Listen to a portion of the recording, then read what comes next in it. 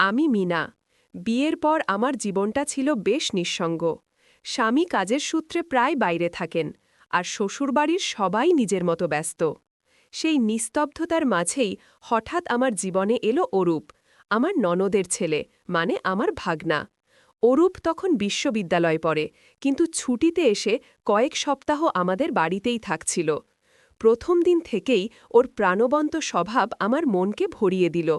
সারাদিনের ক্লান্তির পর ওর সাথে একটু গল্প রঙিন হয়ে উঠছে।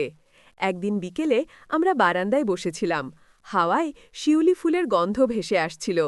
অরূপ হঠাৎ বলল, মাম, জানেন, আপনি আমার জীবনের সবচেয়ে কাছের মানুষ।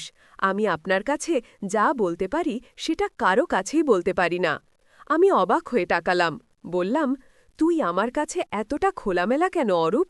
সে হেসে উত্তর দিল, কারণ আপনার মাঝে আমি শুধু মামি নন, একজন সত্যিকারের বন্ধু পাই, যাকে আমি হারাতে চাই না।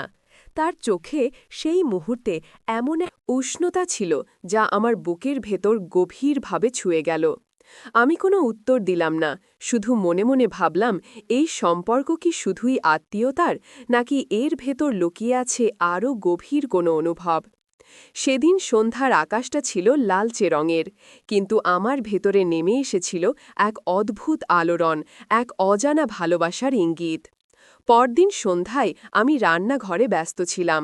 হঠাৎ খেয়াল করলাম অরূপ চুপচাপ বসে জানালার বাইরে তাকিয়ে আছে। তার চোখে যেন কোনো অজানা চিন্তা ভর করেছে। আমি কাছে গিয়ে বললাম, কি হলো রে, আজকে এত চুপচাপ কেন? অরূপ ধীরে আমার দিকে তাকালো। তার দৃষ্টি গভীর, যেন অনেক কথা লুকিয়ে আছে।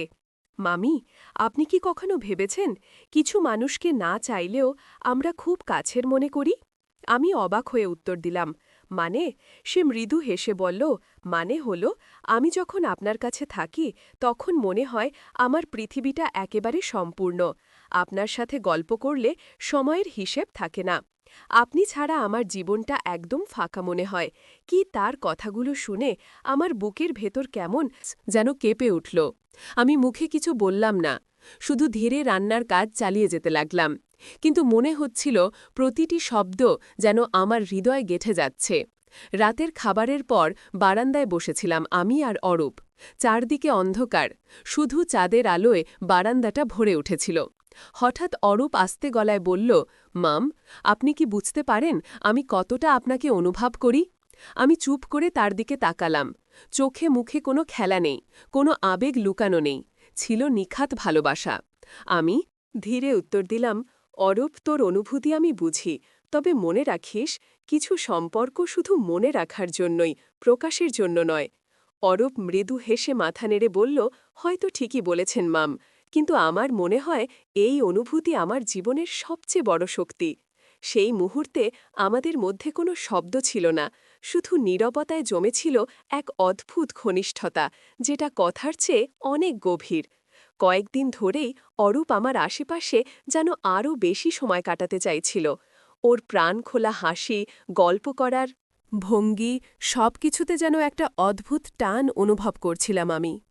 এক রাতে সবাই ঘুমিয়ে পড়ার পর বারান্দায় বসেছিলাম আমি।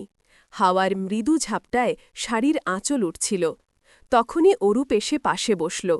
সে কিছুক্ষণ চুপ করে থেকে হঠাৎ বলল, মাম, একটা কথা বলবো, কিন্তু ভয় হচ্ছে আপনি হয়তো রাগ করবেন। আমি হেসে বললাম, রাগ করব কেন? যা বলতে চাস বল। ও অরূপ ধীরে নিচু গলায় বলল, আমার ইচ্ছে করে দিন রাত সব সময় আপনার সাথেই থাকতে। আপনার ছাড়া আমি অসম্পূর্ণ মনে করি। আমি জানি আমি শুধু আপনার ভাগনা, কিন্তু আমার অনুভূতি যেন তার থেকেও অনেক গভীর। কথাগুলো শুনে বুকের ভেতর কেমন যেন কেঁপে উঠল। এতদিন ধরে যে অনুভবগুলো এড়িয়ে চলছিলাম, হঠাৎ করে সেগুলো যেন একসাথে সামনে এসে দাঁড়াল। আমি শান্ত গলায় বললাম, অরূপ, তুই কি জানিস, যা বলছিস সেটা আমাদের সম্পর্কের সীমা ছুঁয়ে ফেলছে? সে আমার চোখের দিকে তাকিয়ে উত্তর দিল, জানি মাম, কিন্তু ভালোবাসা কি কোনো সীমা মানে? আমি আপনাকে কোনো কষ্ট দিতে চাই না, শুধু চাই আপনি বুঝুন আমি আপনাকে কতটা অনুভব করি। আমি চুপ করে গেলাম। আমার ভেতরে দ্বিধা, ভয় আর অদ্ভুত টানাপড়েন সব কিছু মিশে যাচ্ছিল। মনে হচ্ছিল এই সম্পর্কটা যেমন অসম্ভব তেমনি অস্বীকারও করা যায় না। চাঁদের আলোয় আমাদের নীরবতা আরও ভারী হয়ে উঠল। কোনো কথা হচ্ছিল না, তবুও মনে হচ্ছিল আমাদের দুজনের হৃদয় যেন নীরবে কথা বলে যাচ্ছে। অরূপের কথাগুলো শোনার পর থেকে আমি যেন শান্ত থাকতে পারছিলাম না। রান্নাঘরে কাজ করতে করতে কিংবা একা ঘরে বসে থেকেও মনে হচ্ছিল ওর চোখের সেই গভীর দৃষ্টি আমার চারপাশ ঘিরে রেখেছে। আমি নিজেকে বোঝাতে চাইছিলাম, না, এটা ভুল, আমি ওর মাম, ও শুধু আমার ভাগনা। কিন্তু হৃদয় যেন সেই যুক্তি মানতে চাইছিল না। এক বিকেলে আমি বই পড়ছিলাম, হঠাৎ দেখি অরূপ এসে দরজার কাছে দাঁড়িয়েছে। ওর মুখে অদ্ভুত এক গম্ভীরতা। আমি বললাম, কি হলো অরূপ, কিছু বলবি? সে ধীরে ঘরে ঢুকে বলল, মামি, আমি চেষ্টা করছি, কিন্তু আপনার থেকে দূরে থাকতে পারছি না। সারা দিন সারা রাত মনে হয় আপনি আমার সামনে থাকুন। আমি জানি এই অনুভূতি বলা উচিত নয়, তবুও আমি থামাতে পারছি না। আমি অবাক হয়ে ওর দিকে তাকিয়ে রইলাম। কি বুঝতে পারছিলাম না, শুধু বললাম, অরূপ, জীবনের সব ভালোবাসার সম্পর্ক হয়ে ওঠে না, কিছু অনুভব শুধু মনে রাখার জন্যই থাকে। কুশে দীর্ঘশ্বাস ফেলে বলল, তাহলে আমাকে শুধু আপনার কাছে ছায়ার মতো থাকতে দিন মাম, আমি কোনো দাবি করব না, শুধু আপনার কাছে থাকার এই অনুভূতিটাই আমার সবচেয়ে বড় প্রাপ্তি। ওর চোখে অদ্ভুত এক নিষ্পাপ আকুলতা ছিল, আমি কিছুই বলতে পারলাম না, শুধু চুপচাপ জানালার বাইরে তাকিয়ে রইলাম। হাওয়া আসছিল, পর্দা উঠছিল, আর বুকের ভেতরে জমে উঠছিল এক অদ্ভুত ভারী আবেগ। আমাদের মধ্যে আর কোনো কথা হয়নি, কিন্তু সেই নীরবতার মাঝেই মনে হচ্ছিল হাজারটা অপ্রকাশিত কথা ভেসে বেড়াচ্ছে। সেদিন বাড়িতে কেউ ছিল না, শ্বশুরবাড়ির সবাই আত্মীয়ের বাড়ি গিয়েছিল, আর স্বামীও কাজের জন্য বাইরে। বিশাল বাড়িটা হঠাৎ যেন ফাঁকা আর নীরব হয়ে উঠেছিল। আমি বারান্দায় বসে চা খাচ্ছিলাম, তখন অরূপ এসে পাশে বসল। কিছুক্ষণ চুপচাপ থেকে বলল, মাম, আজ বাড়িটা একদম নিঃশব্দ লাগছে খুশে। বললাম, হ্যাঁ, মাঝে মাঝে নীরবতাও ভালো লাগে। খুয়ারূপ আমার দিকে তাকালো, চোখে গভীর এক টান। ধীরে বলল, কিন্তু আমি ভয় পাই এই নীরবতাকে। যদি কখনো আপনাকে ছাড়া থাকতে হয়, সেই নীরবতা আমার সহজ হবে না। কথাটা শুনে বুকের ভেতর হঠাৎ কেমন কেঁপে উঠল। আমি উত্তর দিলাম না, শুধু দূরের আকাশের দিকে তাকালাম। মেঘের ফাঁক দিয়ে আলো ঝলমল করছিল যেন, আমার ভেতরের দ্বিধাকেও আলোকিত করে দিচ্ছিল। অরূপ আবার বলল, মাম, আমি শুধু চাই আপনার সাথে এভাবে বসে থাকতে।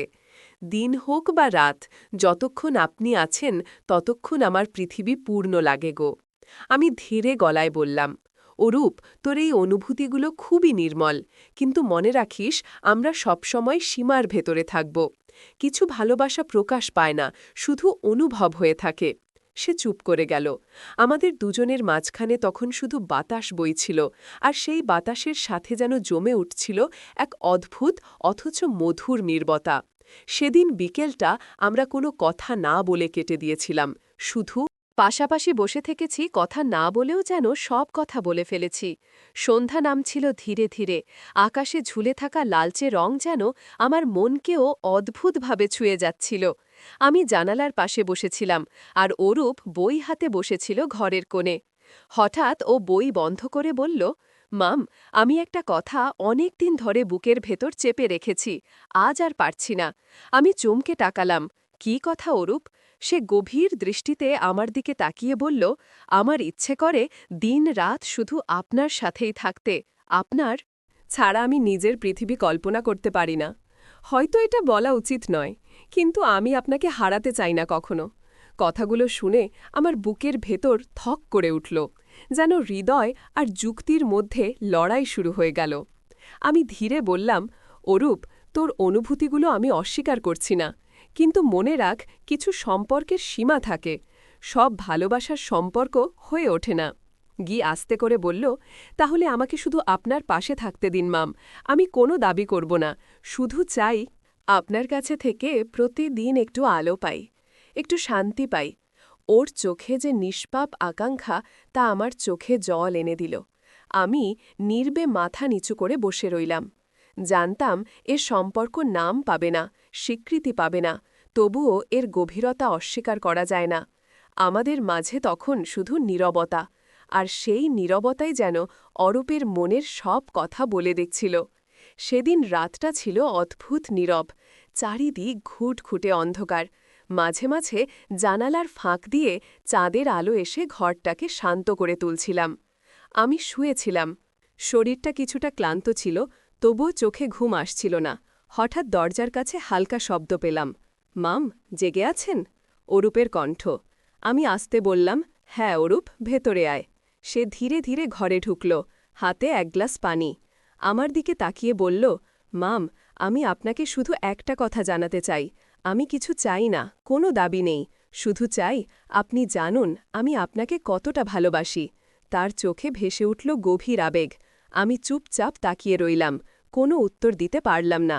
অরূপ আমার পাশে বসে ধীরে আমার হাতটা ধরল, আলতো করে যেন কোনো কথা ছাড়াই একটা প্রতিশ্রুতি দিচ্ছে। তারপর আমার কপালে খুব নিঃশব্দে মমতায় ভরা এক চুমু দিল। না, তাতে কোনো কামনা ছিল না, ছিল শুধু অশেষ ভালোবাসা, শ্রদ্ধা আর অদ্ভুত এক মায়া। আমার চোখে জল চলে এলো। আমি আস্তে বললাম, অরূপ, এই সম্পর্কের কোনো নাম হবে না, কিন্তু এই মুহূর্তটা, এই নীরব ভালোবাসা আমার সারা জীবন মনে থাকবে। সে হাসল, কিন্তু সেই হাসির আড়ালে ছিল হাজারটা না বলা কথা। তারপর আস্তে আস্তে ঘর থেকে বেরিয়ে গেল। আমি জানতাম সেদিন রাতেই আমাদের গল্প শেষ হয়ে গেল। হয়তো আর কোনোদিন আমরা এভাবে কথা বলবো না, হয়তো দূরে সরে যাব। কিন্তু হৃদয়ের গভীরে সেই একটুখানি চুম্বন, সেই নিঃশব্দ ভালোবাসা চিরকাল গেঁথে থাকবে। সব ভালোবাসার সম্পর্ক হয়ে ওঠে না, কিছু ভালোবাসা কেবল গল্প হয়েই থেকে যায়, নীরব, নিঃশব্দ, অথচ চিরন্তন। তো বন্ধুরা, ভিডিওটি ভালো লাগলে কমেন্টে জানাবেন। এই রকম ভালোবাসার গল্প শুনতে চাইলে চ্যানেলটা সাবস্ক্রাইব করুন এবং পাশে থাকুন, আর আপনার বেল আইকনটা বাজিয়ে রাখুন, যাতে নতুন ভিডিও আপলোড করা মাত্র আপনারা দেখতে পারেন।